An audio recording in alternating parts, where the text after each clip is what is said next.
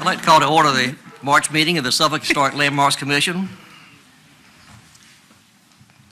Could we have the roll call, please? Vice Chairman Bailey, Here. Commissioner Bissell, Here.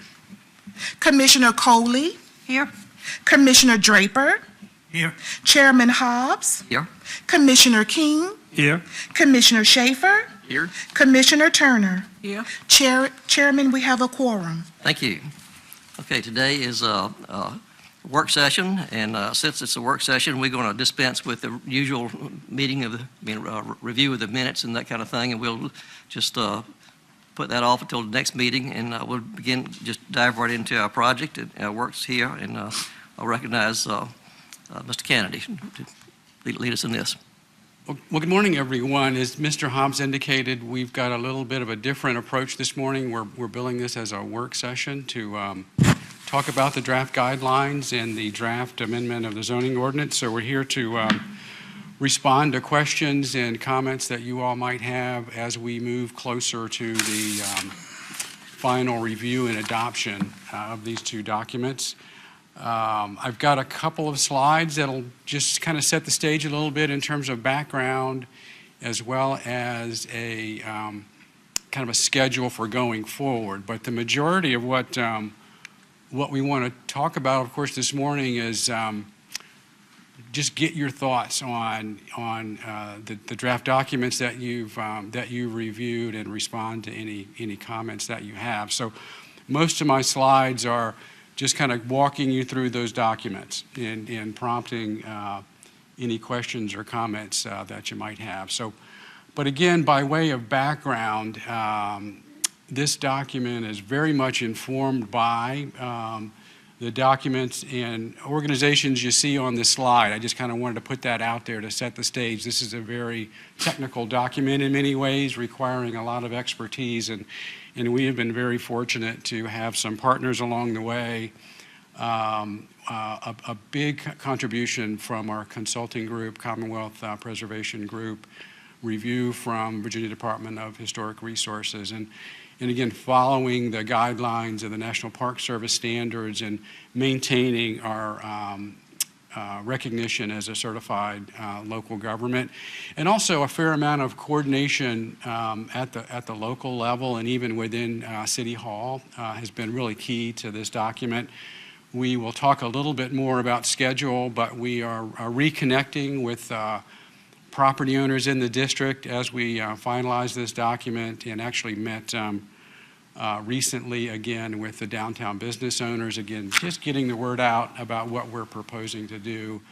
We've worked closely with our zoning staff, our property maintenance staff, which of course are big parts of this program, as well as getting the input of the city attorney's office. Again, as I've said earlier, the real policy direction that we have here from the city on what to do in this update, what to focus on, is the recommendations of the Downtown Master Plan to make sure we're doing a good job of informing property owners and investors, and again, of course, doing our best to promote investment in these historic resources.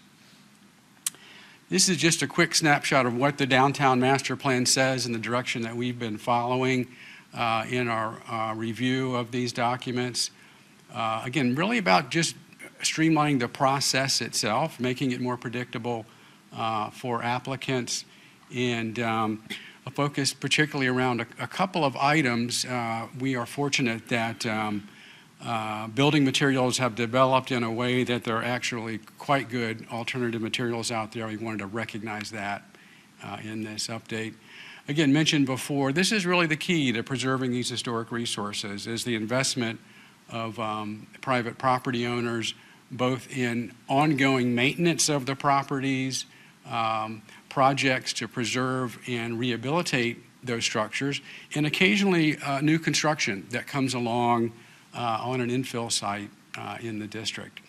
So let me just walk you through this document real quick. I will be following along in the chapter headings just to make sure that we touch on the major topics, and periodically I will share a couple of images with you, almost kind of a before and after image. And this is, I think, a good place to start. This is the cover of the draft that you all are reviewing, and on the right of the slide there is the current guidelines that we follow. And I think you'll see right away this document focuses more on the representation graphically and through photographs of the issues that are in play here. So let me start with Chapter 1, which is the introduction to the guidelines. One of the things that we have going for us in this document is a good representation of the district and the structures in that district. This is called a figure ground type image, so it shows you the buildings as well. And the ones that are shown in black are contributing structures, and the ones that are whited out are not contributing. So again, it gives you an idea of, am I in the district or not? So a good place to start with that image. This is also in Chapter 1, in this introduction. This is a new image which helps, I think, communicate to property owners what we mean by visible from the right-of-way. We've even gone into the text of the ordinance and made sure we were clear and consistent about this concept. As you can see, it really matters to how these regulations apply on individual properties. And again, here's an example of something that didn't exist in the current document. There's a paragraph that talks about when is a certificate of appropriateness needed. And again, this sort of graphic just kind of tells you that right up front. Let me go back and ask if you all have any questions before I move on to Chapter 2. Anything in Chapter 1 that you all would like to comment on? Graph is not in the packet. Not in our packet. Right, this is in the existing guidelines. Okay. Yeah, so this is again, I want to kind of show you how they're different. Does that make sense? So every now and then I'll put an old image up there with a new image, again, kind of highlighting why we went through this process. Okay? Thoughts on Chapter 1 before I go on? So what is the paragraph? Where will we find this? Is it in the old book? Yeah, this is in the existing document, and it's titled "When is a certificate of appropriateness needed?" So it describes that process for you. That hasn't changed, but it's so much easier to understand it with this graph, and that's kind of what I wanted to highlight that for you. Okay.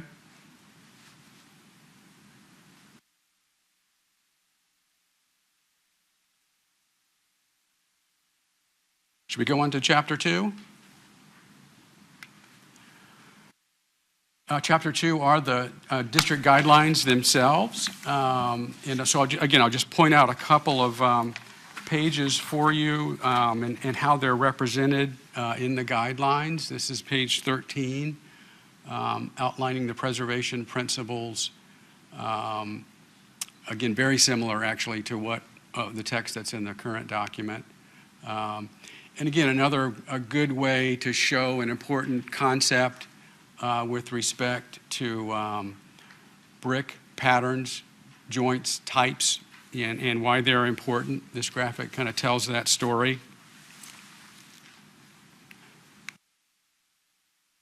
Another image from Chapter 2, another very important issue for us are maintenance and repair, and when necessary, replacement of windows. This identifies the major elements of the window that we look at when we consider whether a replacement window should receive our recommendation for replacement for approval. When you put them up there, could you tell us the page number so we can follow the book here? Yeah, this is page 28 in the I know, the but draft I can't always read guidelines. it from here. Oh, 20, is it 20? 28. You might not be able to see 28. that little number there on the bottom right. Okay. I've been trying to figure it for the last 2 or 3 days. Saw that picture.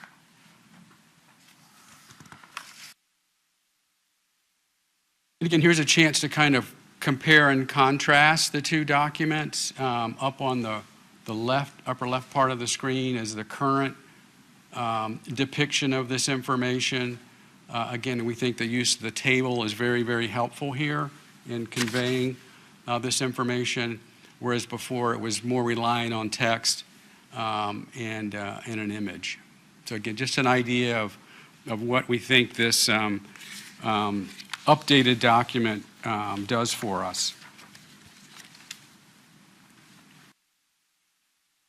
Very similar to that last image. Here's a comparison of door types, where you, again, use a table and a graphic to illustrate an important concept of perhaps adding a storm door or, if necessary, replacing an existing entry doorway, getting that point across, we think, very effectively. Again, similar concept here, still in this chapter, comparison of awnings, something we frequently see, particularly with commercial buildings. Same information, but depicted, we think, in a more user-friendly format.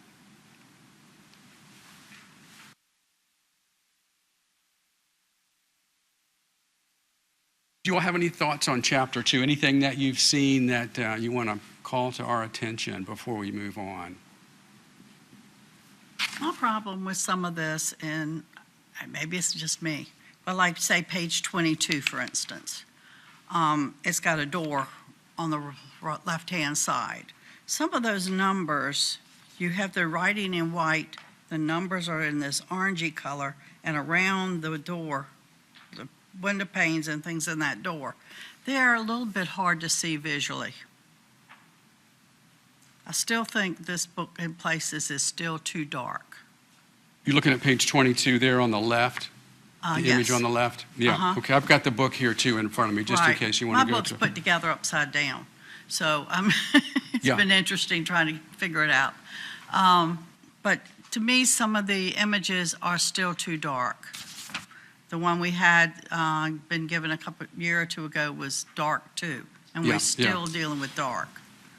That's So- something I think we'll want to note, Aaron. I don't know if there's some opportunities to do that. We had limited abilities to change some of these images from what we got from the consultant, but we can certainly look at that. So just the contrast. Yes, Between the it's orange like and the these black. letters, Yeah. you've got the letters on the left-hand side of this door, and then you've got some letters inside, like black window panes around the door, and they're a little hard to see, Yeah. in my opinion. Okay. Lighten up because it looks like behind the letters, it's a black circle. Maybe lighten that up, like I don't know, gray or something like that to make it pop. Yeah. Yeah, because it is kind Yeah. of hard to see. I'm not even sure what color that is in the background. Sometimes it's a It's yellow dark. orange, Okay. Yeah. Yeah. and that's black in the very background. I think it would be more Black on- visual and easier to see if it was a little lighter in a lot of these demonstration pieces like that. The white writing in the book itself, the black against the white's fine. That's something we can look at and see if we Right. can I just found it a little hard change visually. change those tones, Because those you color don't, tones. you may have different lighting in your home if you were, well, normally, I don't think this will be in the person's home. I mean, we get it, but I understand, I think it's going to be on view here in your office and the library or something like that. So you need The other thing that we'll want to consider, I expect a lot of people will be reading this online. Yeah. And so we'll take a look at that as well. Sometimes Right. that's better, sometimes it's worse. But most of It might be our- my age catching up with me. I don't know. Well, I'm right there with But- you. So, but but we'll I'm take a just look saying. at it and see if we can make that a little more readable. Yes, Okay? that's all If I they- would say. If the letters were in bold font too, it might help. If the letters were bold, Yeah, maybe there's something you can do either to the letter or the background or Yeah. both. Hmm. Yeah. Now, the legend piece, you can see real well on this one illustration, but the ones around the door to demonstrate where those things are, they're a little small or not bold enough. Yeah. Okay, Thank you. good feedback.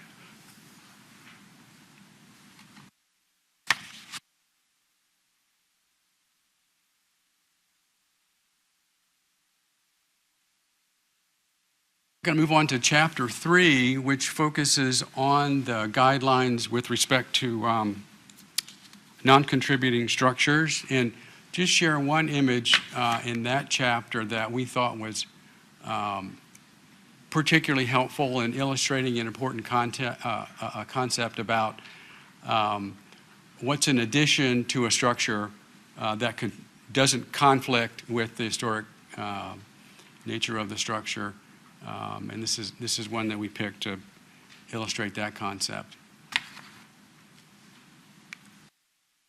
You all have any questions about Chapter 3 dealing with non-contributing structures before I move on? Yes, Yes, sir. just supporting my fellow commissioner. If you look at pages 28 and 29, 28 is a lot simpler to address because it's less information versus the previous page we were just discussing. And if you go on page 29, it's a lot simpler. The images are larger, and you can detect exactly what you're going to versus someone who's wrestling with trying to figure out on the legend on 28 in the previous page of discussion. So if it's more simplistic and larger, as in that particular page on 29, I think that will be more doable, in my opinion, because it's essentially you have dissected each piece on 29, and the letter is, the font is larger versus the sans serif, which you have, I mean, this is the sans serif on 29, but versus the serif which you have on 28 in the previous page. Is it sort of the busyness of 28 versus 29? The business on the previous page, I think that was page 22 that we were on, or, Yes. that's a very busy page. Yeah. I think that's where I was. It's a very busy page, but if you go to you contrast that against 28 and 29, it's not as busy. It's more bulk, bigger. And 29 is a lot bigger. But the lettering's still,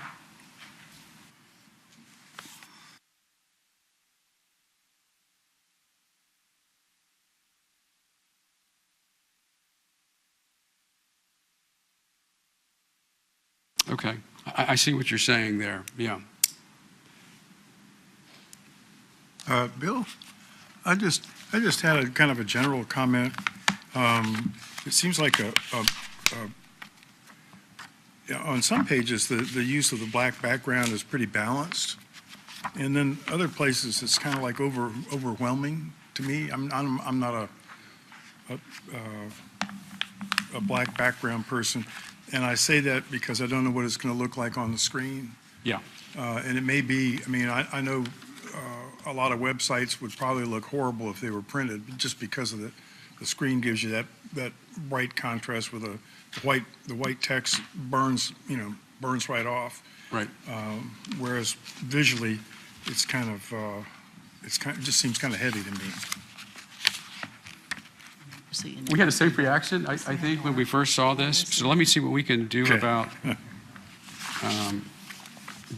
that.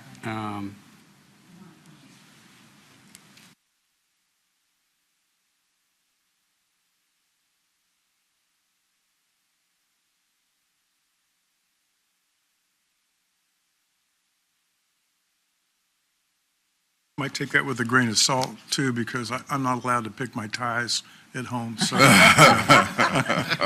even though I'm an architect, so some things you just aren't allowed to do. Well, it is one of those things that's a little bit subjective and depends on the individual, but I think it's, like I said, it was something we thought too. And we even went in and kind of lightened the cover itself, which seemed to be really dark with the original that we had. I'm not sure what options we're going to have for other pieces, but I think we can certainly look into it. Yeah, yeah. Well, let me go on to Chapter 4, which deals with a really important topic, and which is new construction, and we're seeing some of this in the district. A couple of images here to kind of illustrate some important points about what's an appropriate height. Here's a good example of that here from the document, to look at the block that the infill structure fits on as a guide for a building height for the new building. And this kind of makes that very simple and straightforward.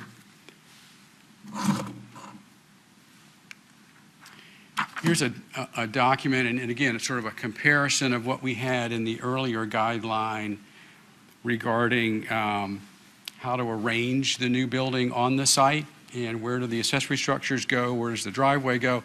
Again, getting at a place that gives you a guideline of how to best fit a new building into a block face of older buildings. You know, something that's very basic to making these things fit in.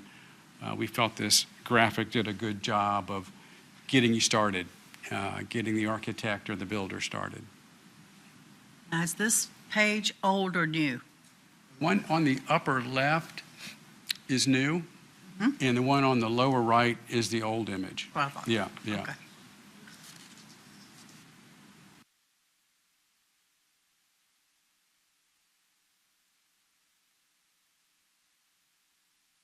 So that's new construction. Chapter 5 is site, setting, and signage guidelines. And I've got a couple images to share with you there. Of course, this is most prevalent in commercial building types. And so here's a good, get you started on different building types that are appropriate in the district. There's nothing comparable to this in the current set of guidelines. And again, here's a comparison of fence types, again, relying a little more heavily on images to get the point across, with the new guideline on the upper left of the slide, and the current text and graphics in the lower right slide. So again, dealing with fences.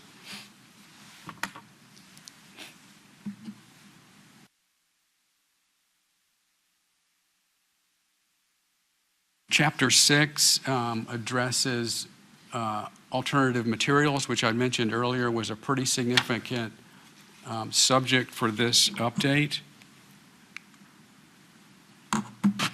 Here's an image that describes the process for documenting both the condition of the existing material and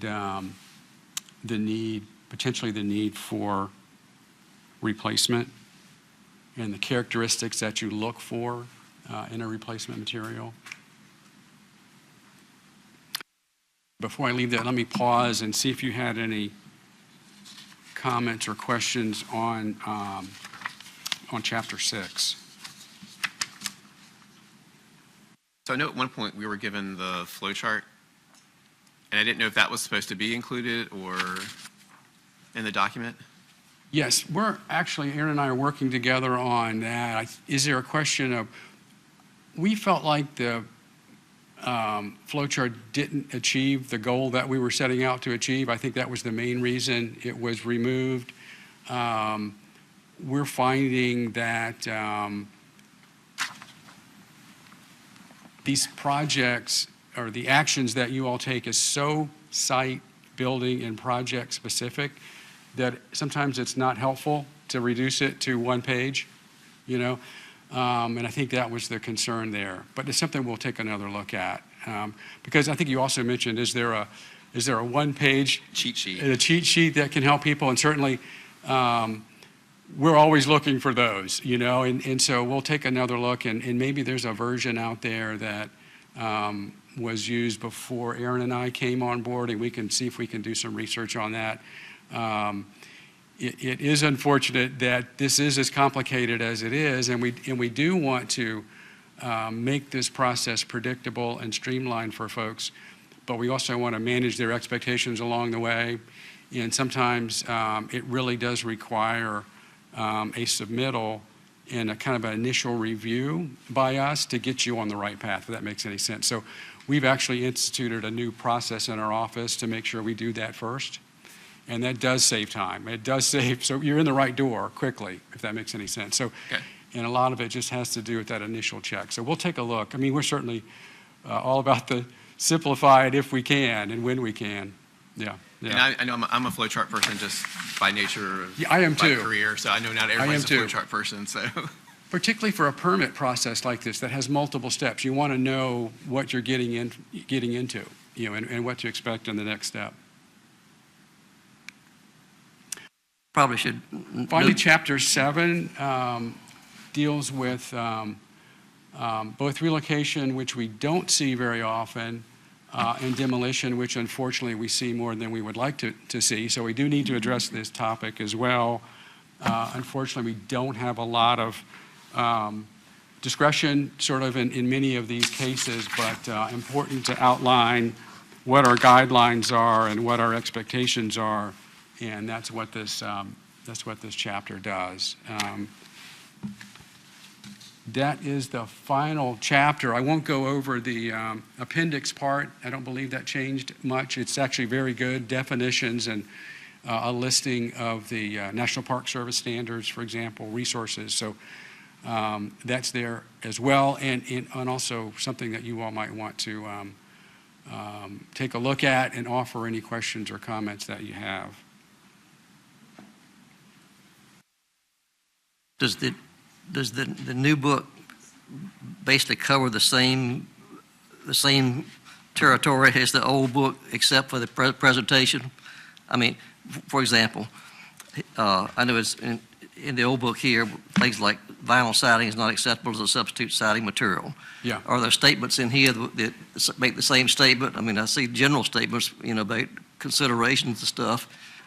And I probably haven't read every word of this to know, but, you know, is this one just as specific as this one is in terms of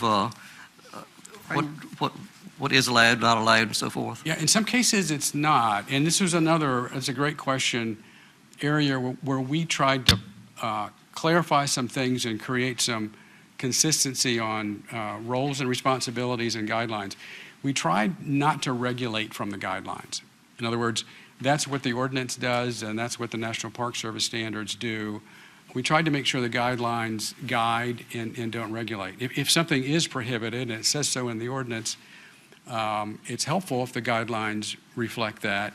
But we found a couple of cases where there were conditions, circumstances where something could be approved, and the guidelines said that they weren't.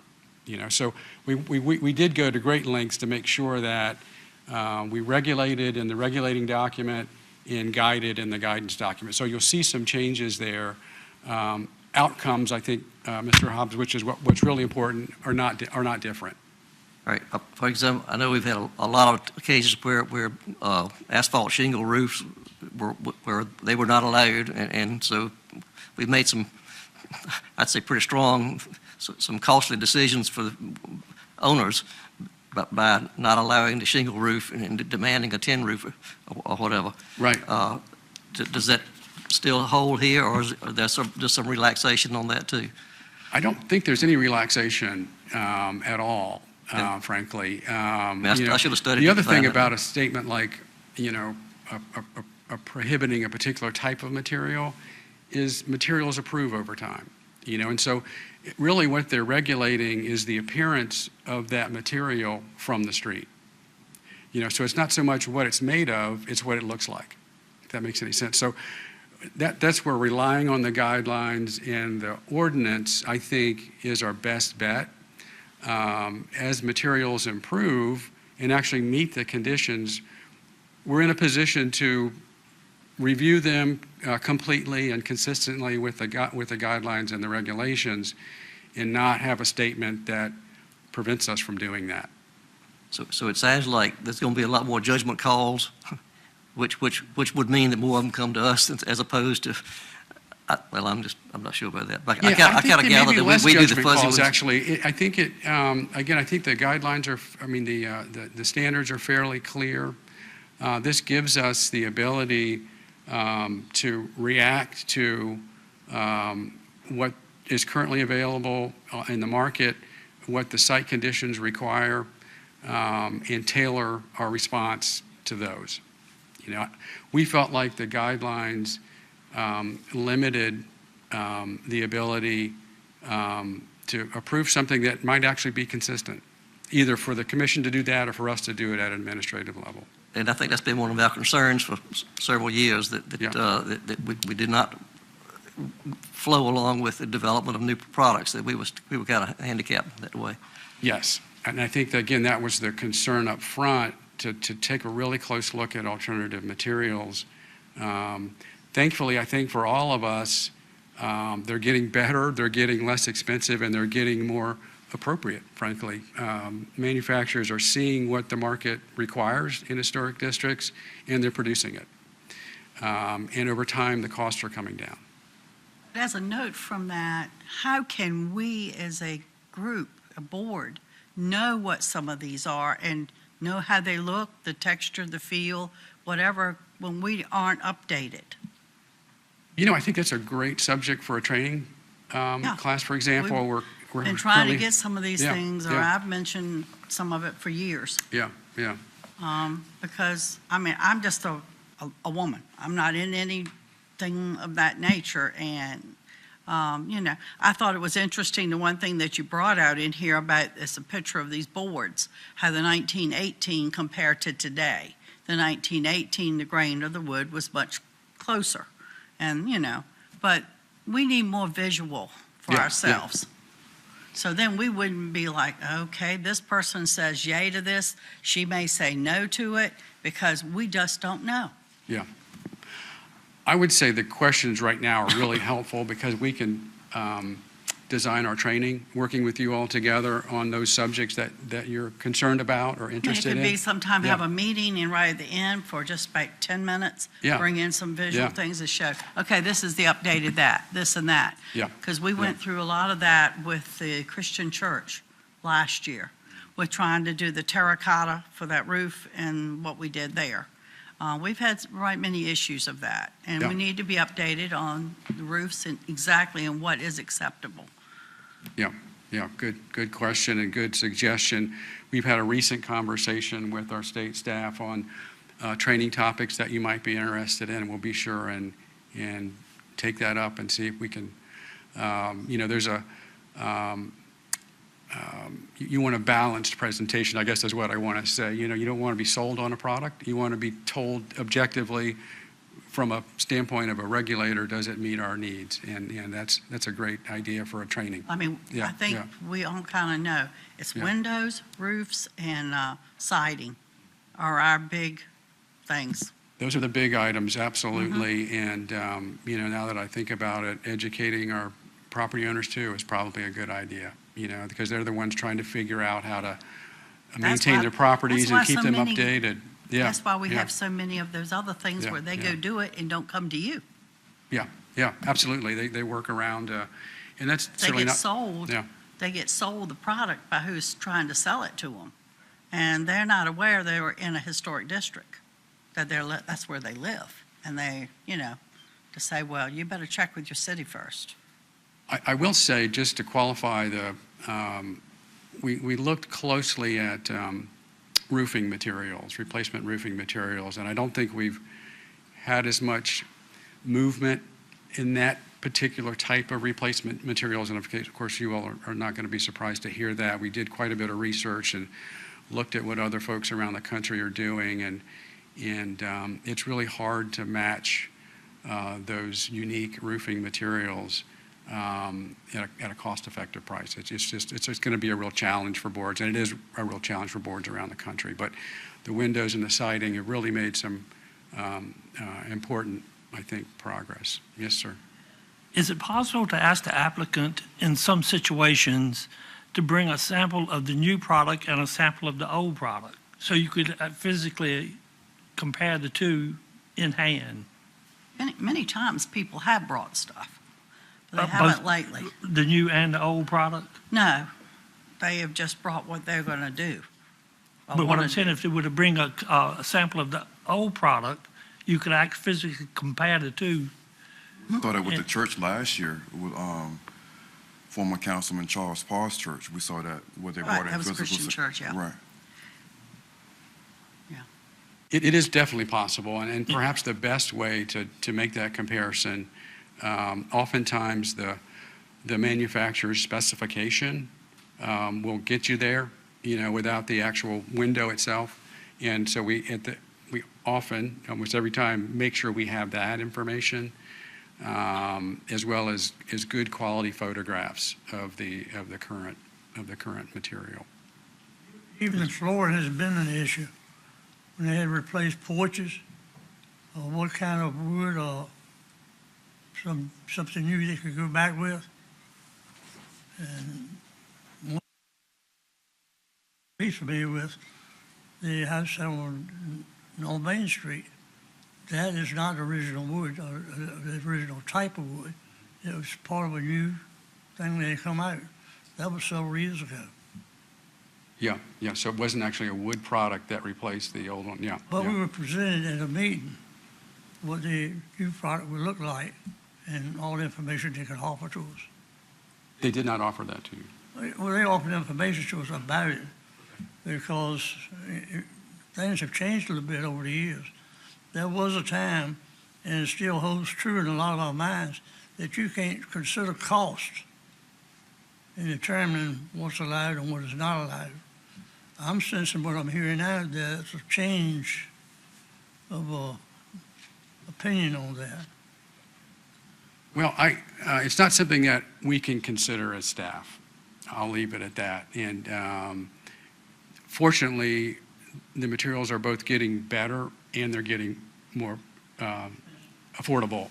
No, more affordable, I think. And that's, again, that's just a good combination if you're trying to maintain one of these older homes. But to both of your point, that changes and we need to kind of stay on top of that. And that's where that training comes in and the sharing that information comes in. Yes, sir. I know you said you didn't want to go over the appendix and reference section, but I'm a type of person where I don't like leaving anything unturned. Yeah. So if you look at page 113 and 114, I think it requires your attention. That yellow treatment is covering over. Oh, yeah. I'm chuckling because that's been pointed out to us. Good catch. Okay. Yeah. And I think what was trying to be achieved is on page 124, what you have. My second comment or question rather would be, I would have to assume that this appendix or overall document would be based on how it be produced online, or would this be based on us looking at it if I was coming in to your office to get a physical document? Which is it based on, what we're looking at now? They would be the same document. Okay. Yeah, we would save it in what's called a PDF format, and that's what we would mail out and post on our website. The only thing that I would have to add to that, as a suggestion rather, is if it's going to be a physical document, then there should be, and this is just an old school part of me, page numbers reference. In other words, if I was going strictly, I'm just being expeditious, I don't want to look at the table of contents, I just want to go strictly to find out where can I find the guidance in regards to alternative materials, then I would want to immediately look at a page number that would reference directly to that particular item of discussion. Right here, we only have online treatment, whereas, okay, you roll over the word and tag on it, and then you just go directly to that reference point, that link. But it would be a different treatment if it was a printed document. Are you looking at a particular page that? No, yeah. just the whole section in the appendix and reference section. There's very few page numbers whatsoever. There's one on 122. There are, what I'm saying, if you go into, again, in the section altogether, it doesn't have, the biggest intensious thing is alternative materials. We have it in the table of contents, but of course, it's not in this appendix. And one of the things that's been consensus is that people have always been concerned about having alternative materials. So I would probably add that, again, only as a suggestion to this particular section, because a lot of people are coming in, whether it be commercial or residential, and want to immediately know what is the alternative material, whether it be roof, windows, those things which are already mentioned. Again, if this is going to be a printed document, then I want to be able to say, okay, if I'm going to Acanthus leaves, which is on page 105, where is it referenced at in the rest of the document? Does that make any sense, sir?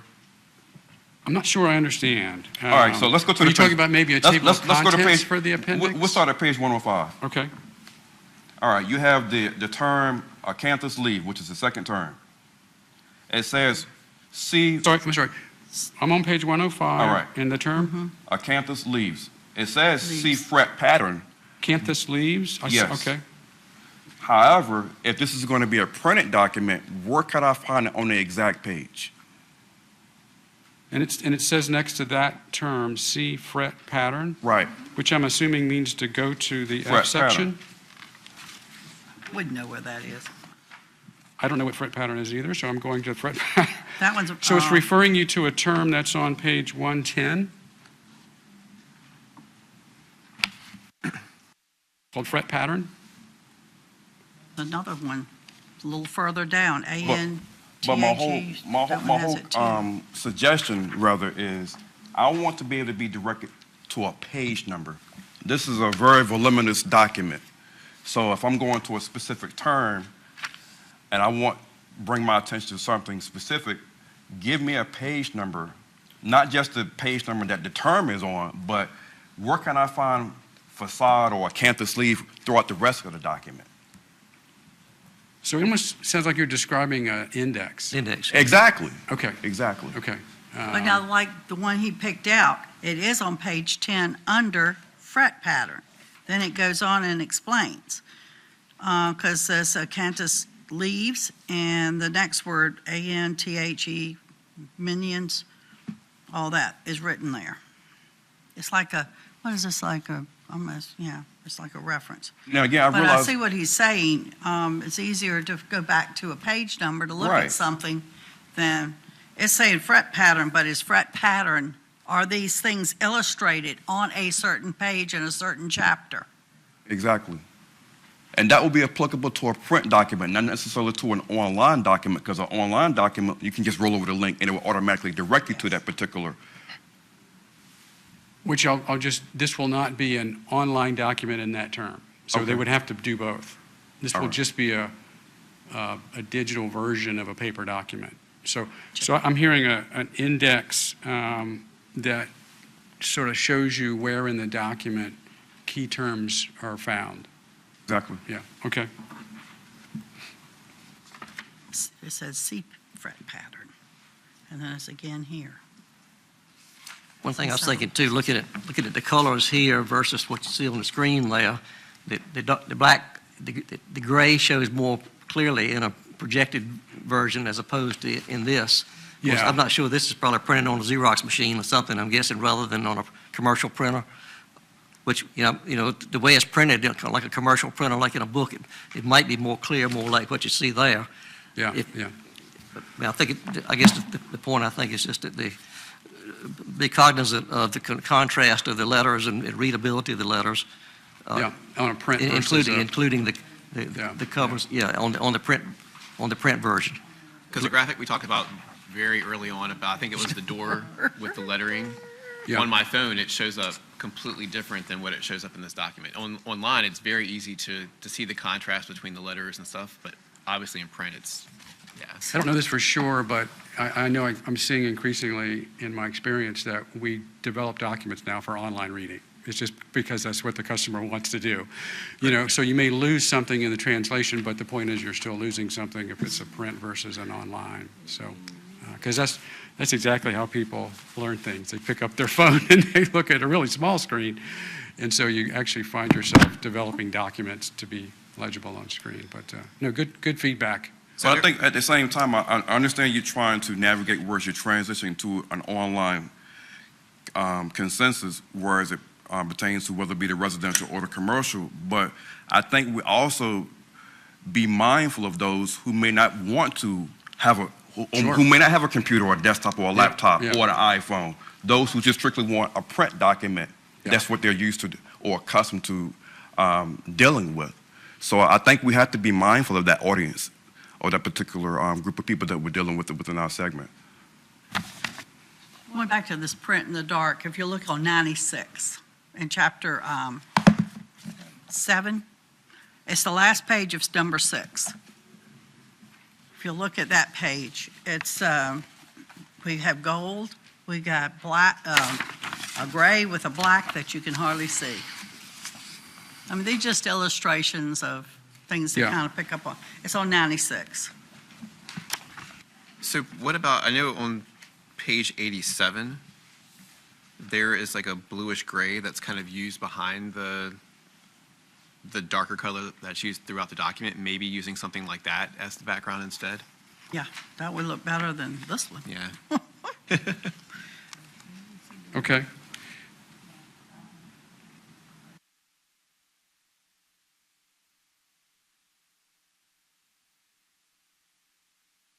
Actually, you see it better actually on 88, the background color that's used horizontally. Yeah. Okay. This catches your eye a little more. But that black on that dark gray, you can't hardly make it out on a written form. So when this does get put into a PDF, and talking again about the appendices, particularly the links to these different, I'm going to say websites, I'm assuming. I'm talking kind of like 131, for example. Are those all links to documents somewhere else on the Yes. internet? Yeah. Okay, so will the PDF will you be able to click on that on the PDF and it take you to that? You know, I'm not sure. I know we don't have links within the document, which is kind of where we were going before. I do believe the links work. Do you have your phone? Oh, I could try that. I have it pulled up. Let me see. I do believe the links work in the digital version, but I'm not sure. Yeah.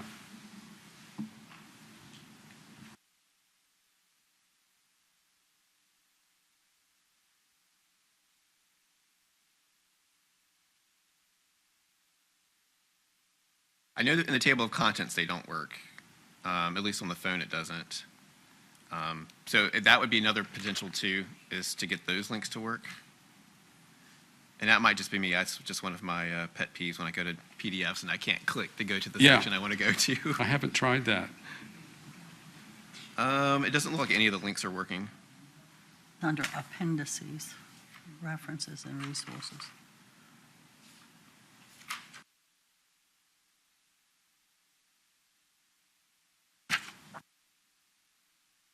Let me direct your attention to like page 76 and 78. Typically, and this is me, myself, and I, and again, just a suggestion. Typically, when you're going to use a bold like you have on 76, it's going to emphasize or highlight something. However, I think you have better treatment with that on page 78, because I'm assuming that you want to highlight everything that you have on points 1 through 4 bold, and so it brings some confusion if everything is bold versus what you have on 78 or even 79. Okay. See the same thing going on pages 86, 84, 85. And I think a better use of the bold would be a case study would be on page 81.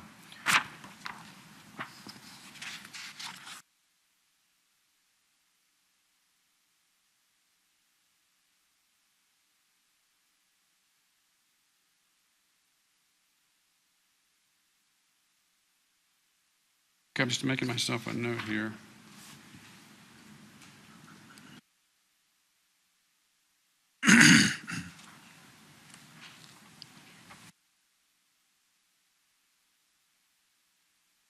Other questions, comments on the guidelines, or I'll move on to the zoning ordinance amendment, which is fairly quick, but relatively speaking, yeah. I'm still looking at the strategic impact of this. I mean, and Okay. it's going, I mean, I'm looking for like siding in here, and I don't see anything in here that says anything about vinyl siding is not acceptable, aluminum siding is not acceptable. This is all a judgment call from now on, once we adopt this. Is that correct? Yeah,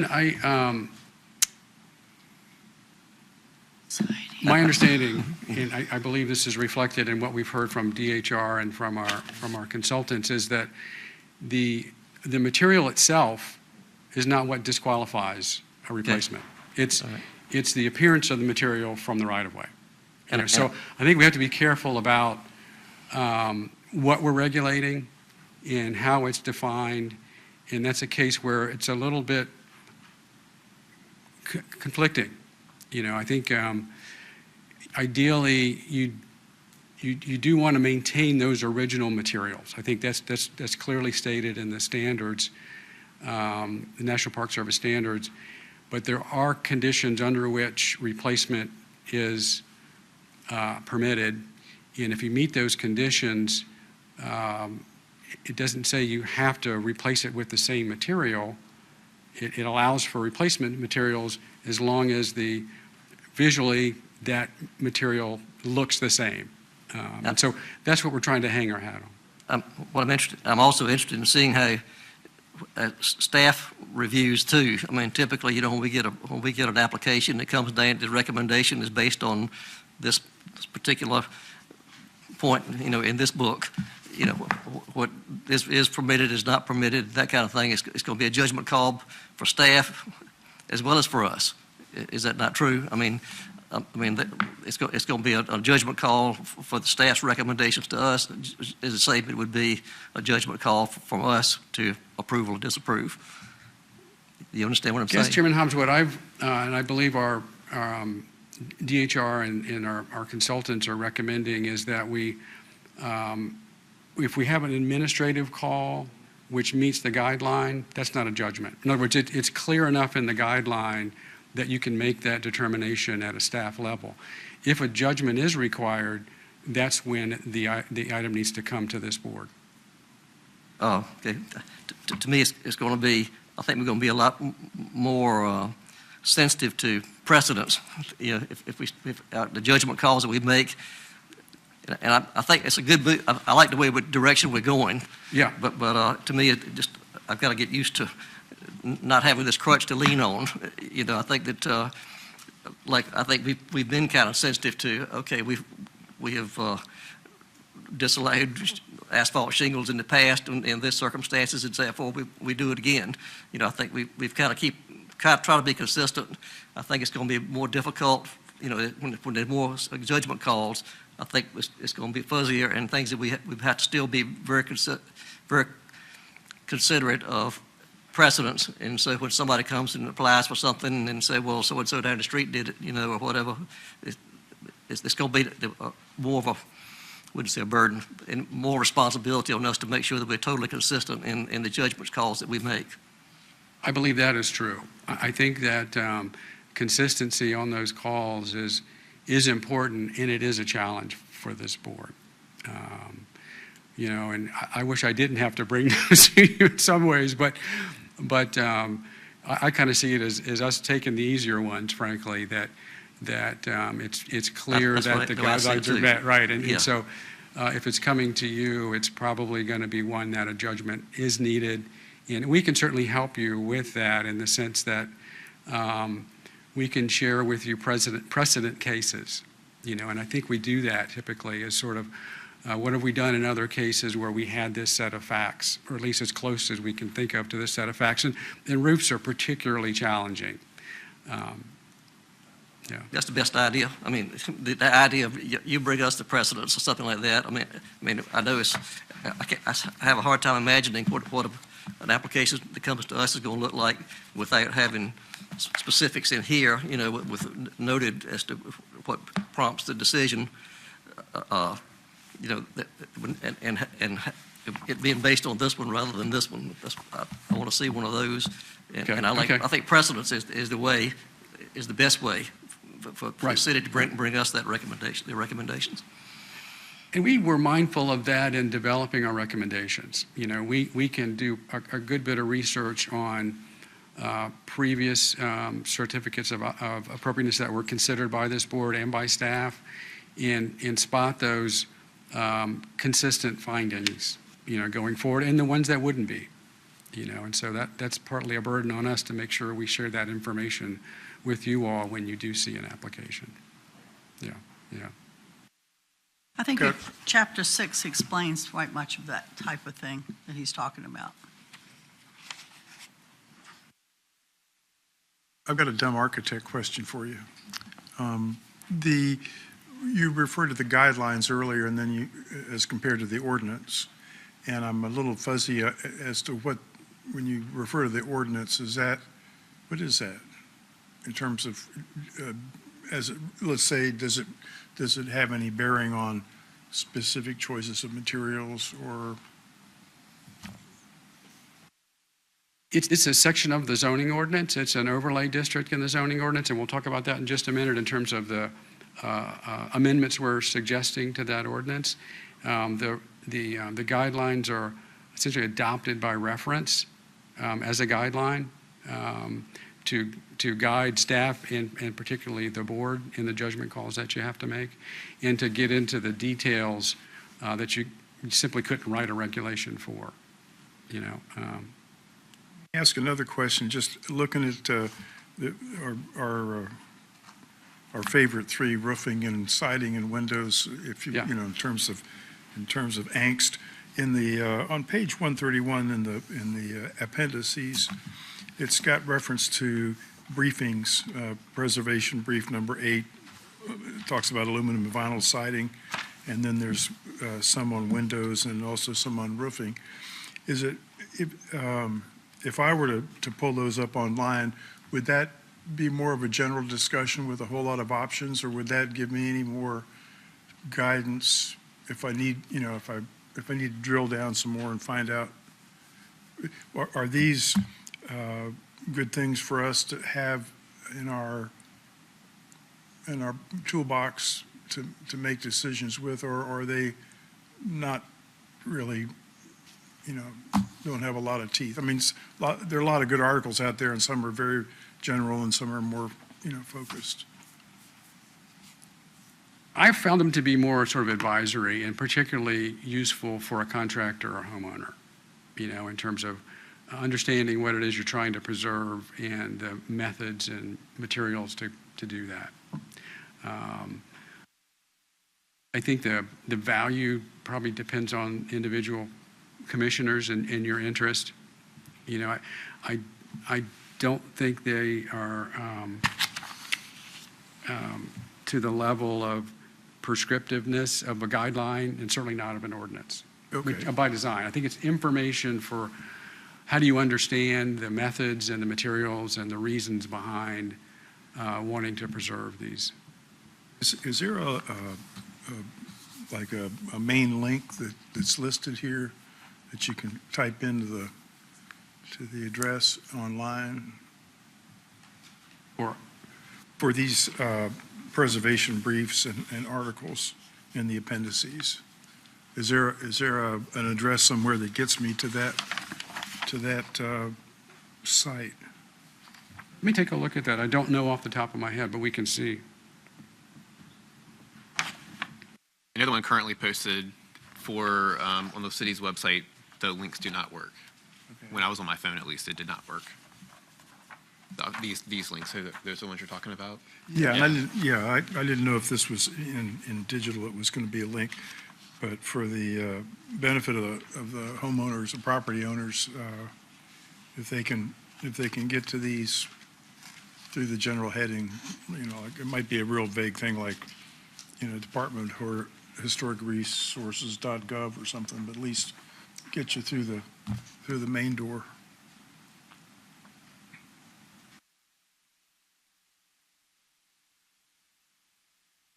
My thinking is one of these under general guidance I'm looking on page 126 and 127, is the source to the more detailed things that are listed further on, if that makes any sense. So it starts out, again, fairly general and goes specific in terms of categories. If you wanted to search by category, I'm pretty sure you're going to find the same information, just kind of broken down in more detail.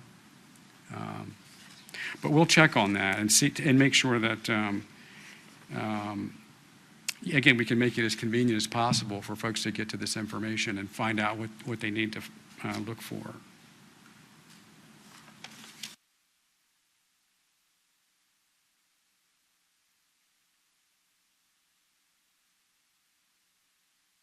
I think we've all gotten a little spoiled by all these links and, just tap this and takes you right there. And Tell you, that's the takeaway. It's just gotten, we have so much information at our disposal right now yeah, compared to 10, 20 years ago.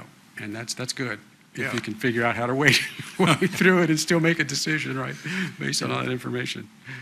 All right, we are at the, we're at the 1 hour mark. Keep moving forward. I think the zoning part is much shorter, but I'm happy to do what works best for you all. Shorter part, let's go Keep ahead and do going it. forward. Okay. Yep. We're here, right. Again, I'll just say briefly, the same policy guidance process that we followed with regard to updating the guidelines, the same sources of expertise have informed this document. They really are two documents that say the same thing in different ways. So just to give you that background, we relied heavily on those folks to help us draft and review these from a technical standpoint. I would characterize our zoning ordinance amendments in two categories just to help as you go through that dense language. There are quite a few what I would call housekeeping types of amendments which really don't address the substance of this program. They're making sure we call things the same thing consistently, both through this chapter and the many other chapters of the UDO. We're referring to the latest updates in documents and in roles of folks that are involved. So wouldn't spend too many time on some of those. They are addressed in the same way as the substantive ones, but you may be asking yourself, why do they keep doing that over and over again? That's because we want to make sure that language is consistent throughout the document and doesn't mislead folks on something that's very, very simple. And then there are the more substantive amendments, which is generally what we're talking about this morning. And I would characterize those in those three bullets there. And again, we've been talking about those. Finding ways to do an administrative review versus a action by this commission. And many of those were around finding suitable replacement materials for the most part, and also separating kind of major actions from minor actions in terms of the actions of staff. We have changed the way, or recommended that we change the way we regulate color. We found from our consultants and from DHR that regulating the color of repainting a painted surface is much less a concern of many local historic landmarks commissions around the country and around the state. They were surprised that we were still regulating that.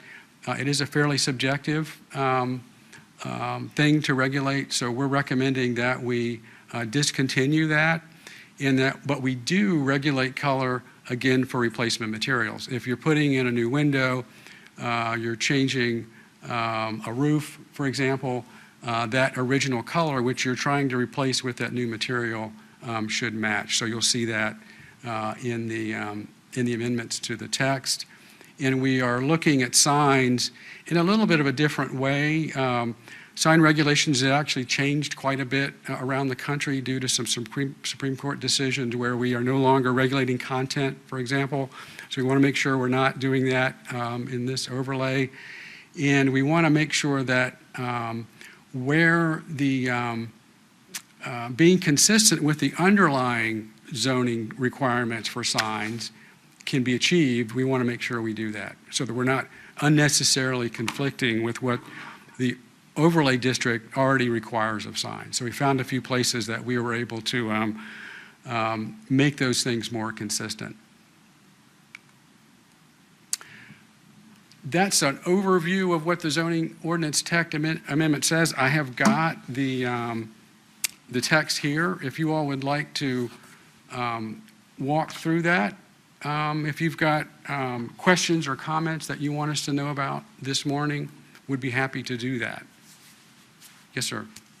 In regards to the color aspect being regulated, we had a challenge with that with Suffolk High School last year.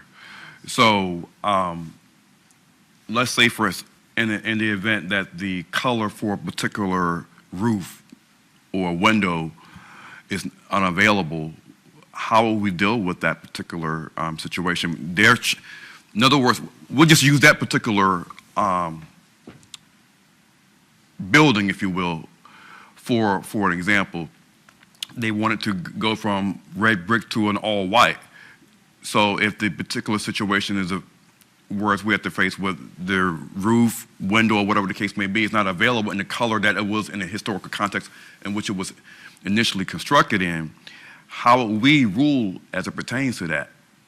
That's actually a great question, and I should have clarified that earlier. We will continue to regulate painting an unpainted surface. In other words, if you've got a brick building and that was the historic finish on that building, we will regulate your request to paint that. And that actually is strongly discouraged under the current regulations, and we haven't changed that.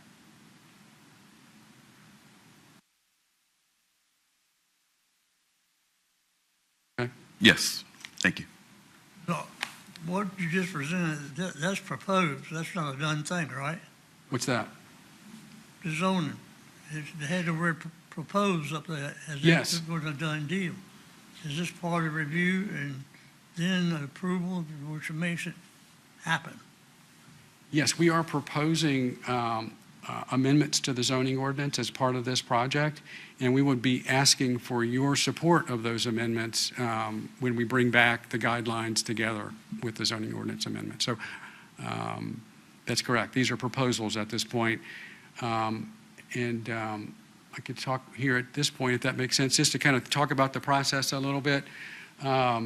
We would be looking for review and approval of these two documents at the Historic Landmarks Commission level. We've got some target dates up here, but they would also go in front of the Planning Commission and ultimately be adopted by City Council. And this is just our best estimate of what that schedule would look like going forward, but those three bodies would all take action on these documents. Okay? We do have a couple other things to point out up here. It was March 2nd when we last briefed the Downtown Business Owners Association. We have a meeting coming up on March 28th, and I believe you've got a copy at your seat of the flyer for that event. We've actually sent that out to all of the owners of property in the district. You might recognize this flyer. We've updated it from the one we used at the beginning of the process. And again, just inviting everyone out that evening to, first of all, to go online and look at what's being proposed. We'll make a short presentation and just be available that evening for folks who might have questions about what we're proposing. And then we would, again, come back to you all for a recommendation and then to the Planning Commission and City Council. Again, our goal is to get as much input as we can. So these are target dates. We don't have a deadline that we have to meet.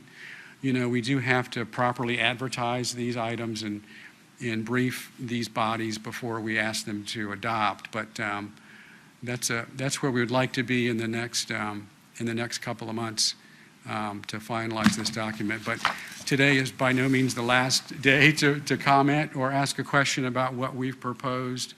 Again, this was just a way to focus on this for, for the length of your meeting today and get your input, which has been very valuable, by the way. And, yes, sir. I have to be excused. Okay. I've got a conflict. So what kind of feedback did you guys get from the downtown business owners? That's a great question. Well, the same feedback. I think you might imagine as a business owner or a property owner, you're very concerned about the process. You're very concerned about the cost. You want to know, what can they expect, if they want to make a particular improvement. I think there's also an appreciation, frankly, that the city's working on this, and trying to do this in a way that preserves these resources downtown, but I'll say makes it as least painful as we can and inexpensive as we can for the owners so that they can plan accordingly. I don't think we really heard opposition necessarily what we were proposing. We may hear, can we do more, to make it a little easier to comply. Generally my answer is I think we're doing about all that we can in maintaining our approval with DHR's, support and the National Park Service requirements and the CLG requirement that we want to maintain. So it's been a balancing act for us, as you can imagine. Yes, sir. Excuse me if it sounds like a naive question. I'm assuming that this flyer that has been generated will be publicized also in the Suffolk News Herald? I think we're advertising this too. Maybe Mary, I think we are advertising this as a public meeting. Yes, In the we're Suffolk going to Herald? try to get it to run in the March 19th Sunday paper Yeah. in the yeah. News Herald. Yeah. I think we're also going to contact we've already contacted the Downtown Business Group, but the Civic Association in that area as well. We've actually met with them once before. So, and if you all have organizations or a network that you want to share this information, that would be much appreciated as well. We want to try to avoid that surprise at the public hearing. I didn't know about this, or I've got a concern, and we weren't able to address it. Do you know if they're going to put it on the city's Facebook page? We could. I don't know if we're planning on doing that or not. We're working a lot with our media and communications group right now on other projects, so we can make that contact. Part of the focus is to get to the folks who are affected by it, and what's the best way to kind of target. This is really a group that has a direct interest and impact.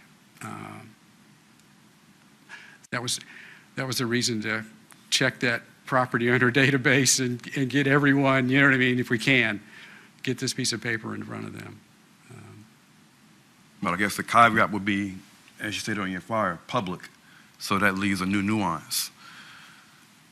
That's why we were asking about the manner in which it would be communicated the message. You're talking about the public meeting? Right. It said on your here? flyer, public. So it would be open to anyone? Yeah.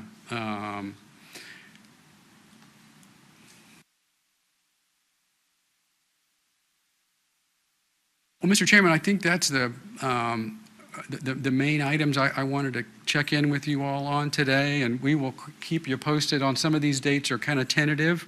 Okay. We may be able to speed this up a little bit. We may have to slow it down a little bit, but obviously we'll keep you up to date on that and take our signal from you all in terms of your readiness to consider this and make a recommendation. Okay? And I know that April 13th meeting will be a 2-hour meeting. Did you want to mention We have that? a training session planned for that meeting, so we're expecting it to go a little bit longer. So that was the heads up there. Is that right? Oh, the audit, we'll be hearing from results of their audit? Doing the audit, okay. So that would likely take us a little bit longer. Okay, thank you. Okay? I don't remember hearing anything about audits until you came in here to work. I mean, honestly. Okay, well, this is an As the annual thing, purpose is it? of Or is them, it or, every 4 years? right. Yeah, But I yeah. meant, and even taking some of these classes, because we have that flyer also. And it says 1.5 CE credits and certificates of completion are available. I mean, I don't, I can read this paper, but I'm not sure what that is. It's if you have a professional certification, planner is one of those, architect, engineer, landscape architect, I believe. You're required to do a certain amount of continuing education, Right. so that's what Yeah, that my means. son-in-law Yeah, does Yeah, for yeah, the so city. that's sort of enticing folks to Right. participate. Yeah. But as for our part, Yeah. we don't get anything as far as any credits or establish a credit, or if we take it, it helps you to get a credit. You know, it is recommended, I think, and did you hear that? It's part of our audit, so when the state comes in every 4 years to ask us how we're doing, are we meeting their standards, they do ask us how much training our commission has received. So you do get credit for that in that sense, and Okay. I think we'd all agree that's good. As things change, you mentioned materials change, we're keeping Right. up with what's going on, and so they do check in on that at the state level. I remember, I think one day in talking with y'all, it was something like I had done some things last year. Yes, So that would have been, or the year before, there was a whole bunch of things I listened to, and that would have been on last year's right, audit. right. or So you something do like have to that. keep up annually with that Okay, recommendation, I'll call it. all right. Yeah, yeah. Okay, Okay? if there's no further business then, and since many of our members have already, Question, all right, go ahead. have you followed up on why the money from fines going to the general fund? And how much is collected of the I'm going to have to fine? get back to you on that one. I do remember the question. It was, so fines for zoning violations? We get, normally, when we have a regular meeting, we get a list of people who were fined, and how much? How much is that generally collected, and why would it go into the general fund when one of the things we talked about today, mentioned today, is being able to help people in some circumstances to maintain a historic park? I think I did determine that it does go to the general fund, as you had suspected. I think I did determine that that money goes into the city's general fund. I already knew that, I don't Yeah. know why. Well, that would be That's the city question. council decision. Who Yeah. made the decision, and why don't they give that to us as seed money to pay, the first thing mentioned at the beginning of this meeting? Right. That we have gracious to receive money to do certain things, but what from the city?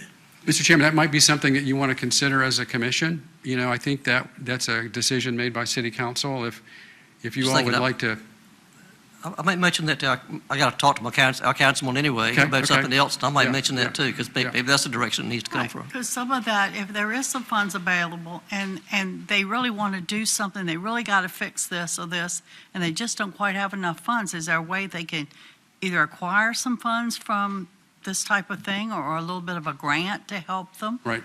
Or something like that? Right. I mean, you know, I know the people, they buy because it's in the historic district. They want to have a nice place. But sometimes, like everybody else, you run short on your funds when something has to be fixed or you need to really change something. And I don't need to tell you all that's a significant concern for a lot of our applicants. And that's why a lot of them yeah. get deteriorated. That's exactly right.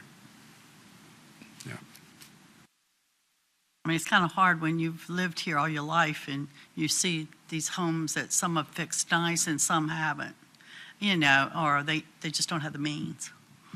Yeah, it's kind of a tough thing. I think to incentivize that, if they were able to tap into what fellow commissioner has said to the particular funds, and then on December the 5th or during the annual tax period, have some kind of incentivization, whereas they get some tax relief for maintaining that repair that's needed, I think you would have more enhancement, particularly on the residential side. We do have, are you all aware of a couple of incentive programs that are out there for preservation? I'm wondering if it might be another good topic for you No, all we to hear had- about those they- programs. We have had things in the past about the preservation Yeah. and some things of that nature. What was her name? Pollard Yes. girl. She was real good with about credits and so forth. But it depends on the amount that people are looking to do. It could be. It does. It could be they just don't have that extra $1,000, not $300,000 and $400,000 or $3,500, but just that extra $1,000 that they need to really complete a job or something that Well, might these- could aid them. Programs have requirements, but they're available. Again, I'd be happy to have folks come and update you on those, what's available, and it's information that you all could have and perhaps even share with others that sometimes people don't know those programs are available. They've already started planning their project, but our assessor's office has a program that we could share that information with you. Some of it could be in some of these guidelines. Yeah, it's a way to comply. Absolutely. 'Cause, I had the opportunity, just for a second, to go to Boston in November for a couple of, well, we were in that area and we were there for a whole day and took a tour around. And I was so impressed with what they have done with their downtown district and just the apartment buildings, the houses, and a lot of the areas. And it's very, very much a historic district. And they said that a lot of it had really run down big time. And somehow they got on the ball and got things going the right direction, and it's beautiful. So things can be done. Okay, thank you. All right, thank you all. We'll, having done all the business, we'll declare the meeting adjourned.